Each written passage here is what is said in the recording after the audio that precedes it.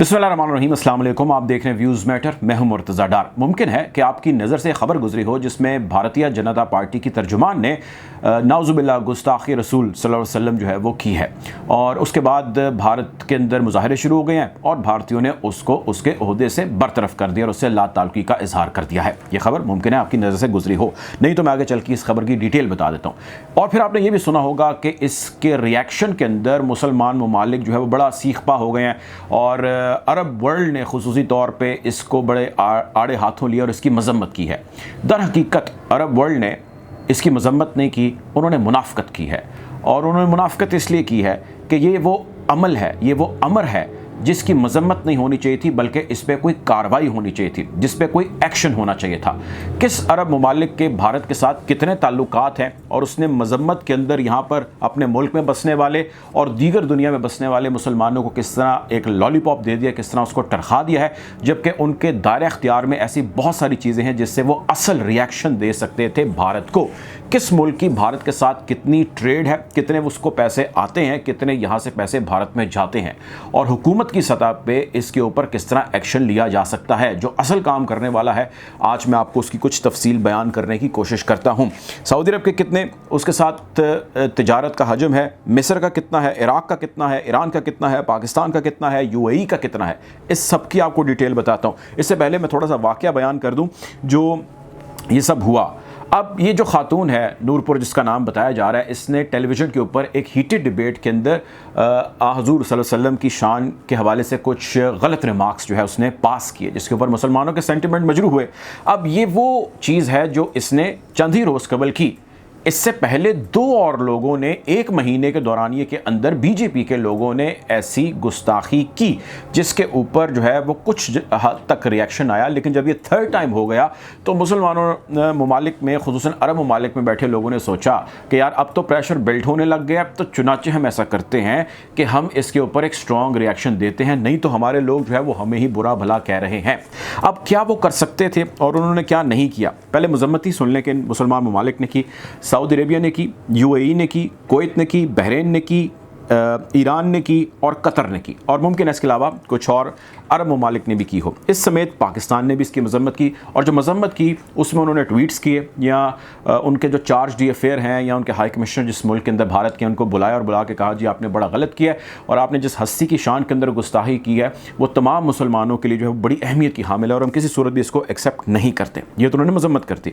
अब वो कर क्या सकते थे, उनके पास क्या ऑप्शंस थी, मैं आपको उसका कुछ स्निपेट, कुछ आइडिया दे देता हूँ। बात करते हैं सऊदी अरेबिया की। सऊदी अरेबिया ये वो अदाद शुमार है जिसमें कुछ 19, 20, 18, 20 हो सकता है, लेकिन इससे ज़्यादा इसमें डिफरेंस नहीं है। सऊदी अरेबिया की इंपोर्ट्स भारत के साथ 6.25 बिलियन डॉलर की एक साल की हैं, और इसकी एक्सपोर्ट्स यानी कि सऊदी अरेबिया से तेल की सूरत में ज़्यादातर एक्सपोर्ट्स हैं उसकी भारत में, उसका हजम है 26.84 बिलियन डॉलर हर साल। सऊदी अरेबिया का सिर्फ हजम बता रहा हूँ। अब आ जाते हैं मिस्र की बात करते हैं। मिस्र के यानी इजिप्ट के और भारत की जो ट्रेड है 27 बिलियन रुपीस, इंडियन रुपीस हर साल है। इराक की 34 बिलियन रुपीस यानी कि 34 अरब रुपए भारती हर साल ट्रेड का हजम है। ईरान का 12 अरब रुपए हर साल का ट्रेड होता है भारत के साथ, और ये भारतीय रुपए मैं बार बार कह रहा हूँ। पाकिस्तान का 4 अरब भारतीय रुपए की इंपोर्ट पाकिस्तान करता है भारत से, जिसमें अद्वियात हैं, एग्रीकल्चरल प्रोडक्ट्स हैं, बहुत सारी चीज़ें हैं। ये वो मुसलमान ममालिक हैं और चंद मुसलमान ममालिक हैं जिन्होंने भारत की इस एक्ट की, या बीजेपी के तर्जुमान की इस एक्ट की उन्होंने मजम्मत की है।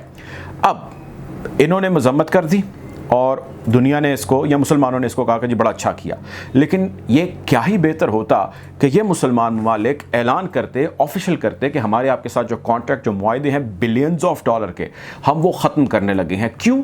क्योंकि आप अपने लोगों को और आप अपने हुक्मरानों को रोक नहीं सकते, और जान के आप मुसलमानों के सेंटिमेंट को ट्रिगर करते हैं, आप जान के उनके जज्बात को मजरू करते हैं और ऐसी चीज़ पे करते हैं जिस पे दुनिया का कोई भी मुसलमान दूसरी राय नहीं रखता, कोई दूसरा ओपिनियन नहीं रखता, कोई दूसरा ख्याल उसके जहन में नहीं आता। वो ये कहता है कि रसूल खुदा सल्लल्लाहु अलैहि वसल्लम की शान के अंदर गुस्ताखी किसी सूरत में कबूल नहीं है।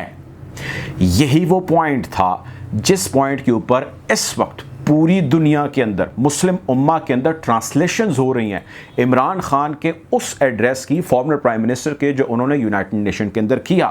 I blame a certain section of the people in the West who deliberately provoked this, knowing the impact it would have. But the majority of the people in the West didn't understand. This is where, again, Muslim leadership let the Muslims down. We should have explained to them what a prophet, peace be upon him, means to us. اب سوال یہ پیدا ہوتا ہے کہ یار اس خاتون نے جو کہا اس کے خلاف بی جے پی نے کارروائی کر دی اور اس کو عہدے سے برطرف کر دیا. سوال میرا یہ ہے کہ کیا، دو سوال ہیں. پہلا یہ کہ کیا اس نے اپنی حکومت کی اجازت، مرضی، منشا کے بغیر ایسا بیان دے دیا؟ ایک ایسی خاتون جو ایسے عہدے پر فائز ہے، جو کہ انتہائی سینسٹیو ہے، اور اس پہ وہ ایسا سینسٹیو بیان دیتی ہے، آپ کے خیال سے وہ بغیر حکومت کی مرضی کے یا پارٹی کی مرضی کے دے سکتی ہے؟ قطعی نہیں دے سکتی. چلے مان لیا ایک نے دے دیا، اس سے پہلے دو لوگوں نے بیانات دیے، کیا انہوں نے بھی پارٹی مرضی کے بغیر دیے؟ اور نوئنگ دا فیکٹ کہ اس کا تعلق کس پارٹی سے ہے اور کس قسم کی آئیڈیالوجی سے ہے، جو مودی کی ہندوتوا یا ایکسٹریمسٹ پالیسی ہے، ہر چیز ہر ایک کے سامنے ہے. دوسرا سوال جو جنم لیتا ہے وہ یہ ہے کہ کیا اس کو عہدے سے برطرف کر دینا از the only thing, is the only remedy? کیا یہی ہونا چاہیے تھا اس کے ساتھ؟ کیا اس کے خلاف کوئی بھارتی قوانین کے مطابق کوئی کارروائی نہیں ہونی چاہیے؟ کوئی انٹرنیشنل کورٹ کے اندر اس کو نہیں لے جایا جا سکتا؟ اس کے خلاف کیا کارروائی ہو سکتی ہے؟ دنیا بھر کے اندر تقریباً 1.5-2 ارب کے قریب جو ہے وہ مسلمانوں کی آبادی ہے. آپ اس کے جذبات کو پکڑ کے جو ہے ٹاک شو کے اندر چند سیکنڈ کے اندر مجروح کر دیتے ہیں. تو سوال یہ ہے کہ کیا بی جے پی کا ایکشن اور کیا اس پر ریئیکشن جسٹیفائڈ ہے یا نہیں ہے؟ ضرورت آج اس امر کی ہے کہ جتنے بھی مسلمان ممالک ہیں دنیا میں، جہاں جہاں پر بھی وہ موجود ہیں، یہ مذمتیں ضرور کریں، لیکن یہ منافقت نہ کریں. ان مسلمان ممالک کے لیے ایک چیز، اس ویڈیو کا جو میسج ہے وہ ضروری یہ ہے کہ جتنے بھی مسلمان ہیں، وہ جس بھی مسلک سے تعلق رکھتے ہیں، وہ دنیا میں جہاں بھی آباد ہیں، ان کو اس چیز پہ کام کرنے کی ضرورت ہے، وہ ہے یونٹی.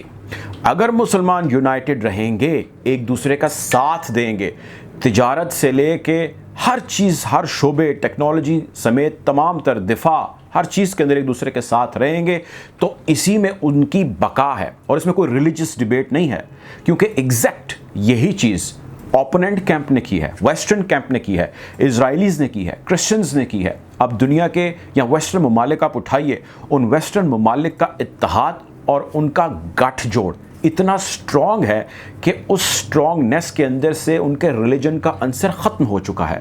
سو مسلمان جو دنیا کی آبادی کے تقریباً 50-52 کے قریب ممالک ہیں مسلمان، آپ امیجن کیجئے اگر وہ یونائٹڈ رہیں گے تو ان کو کس حد تک بینیفٹس ہوں گے، ایک دوسرے کو پروموٹ کریں گے تو وہ کس حد تک بینیفٹس حاصل کر پائیں گے. لیکن المیہ یہ ہے کہ عرب ممالک میں آپ پیدا ہو جائیے، آپ وہاں پہ اپنی زندگی گزار دیجئے، لارجلی عرب ممالک آپ کو نیشنلٹی تک نہیں دیتے، عرب ممالک آپ کو اپنی شناخت نہیں دیتے. اور یہی 4 سال یا 5 سال آپ کسی ویسٹرن ملک میں گزار آئیے تو وہ آپ کو اپنی شناخت بھی دیتے ہیں، نیشنلٹی بھی دیتے ہیں، اور سب کچھ دیتے ہیں. خیر میں اس ڈیبیٹ میں نہیں جانا چاہتا، لیکن my point of discussion is unity for Muslim is the need of the are. اگر آج یہ نہیں کریں گے تو جو کچھ بھی ان کے خلاف اور جیسے بھی ان کے خلاف برسر پیکار ہے اور جس طرح بھی وہ اپنی کارروائیاں کر رہا ہے، یہ اسی کا ایک شاخسانہ ہے. اور یوں واقعات ہوتے رہیں گے اور ان واقعات کی روک تھام کرنا ہوگی، اور اس کا واحد حل یونٹی ہے، اور یونائٹڈ ہو کے ایک نیریٹو دنیا کے اندر بنانا ہے اور اس نیریٹو کے اوپر ڈٹ جانا ہے. بہرحال کوشش کریں گے بدلتی صورتحال کے حوالے سے آپ کو یوں ہی آگاہ رکھیں. اپنا خیال رکھیں، دعا میں یاد رکھیں. اللہ حافظ.